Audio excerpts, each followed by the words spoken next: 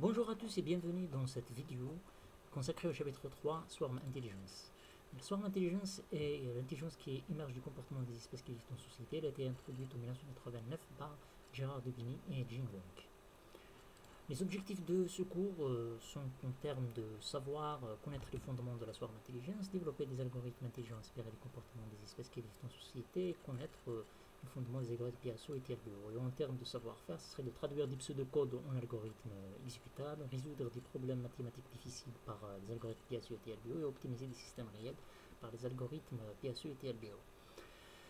Les contributions majeures à ce domaine, on peut citer la colonie de Fourmi, Ant-Colony Optimization, qui a été introduit par Verregon en 92. On peut citer aussi l'algorithme de colonie d'abeilles, le BCA, qui a été introduit par Carbago en 2005.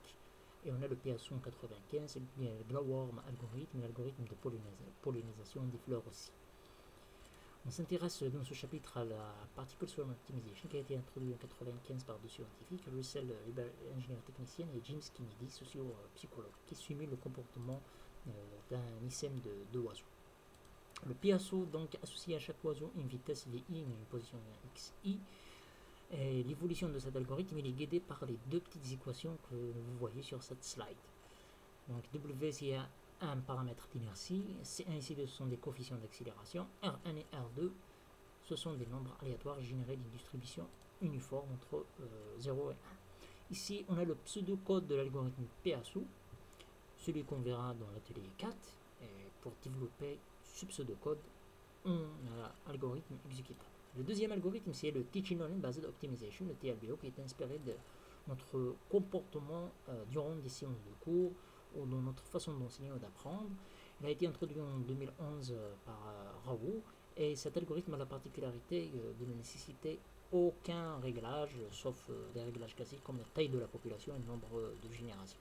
Donc il est basé sur deux phases, une phase d'enseignement durant laquelle l'enseignant enseigne aux élèves suivant les équations que vous voyez sur cette slide, à tous les élèves. Donc il enseigne une certaine information à tous les élèves en fonction de la moyenne globale bien sûr, d'un vecteur aléatoire RI et d'un facteur TF qui est soit 1 soit 2.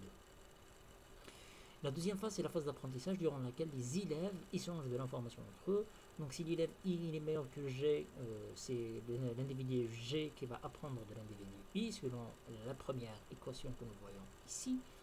Et c'est si G qui est meilleur que I, on a la deuxième équation avec laquelle le I apprend de G. Donc merci pour votre attention. Si vous avez des questions, vous pouvez les poser sur le forum et je répondrai à toutes vos questions. Merci de votre attention et à très bientôt. On se verra dans l'atelier 4.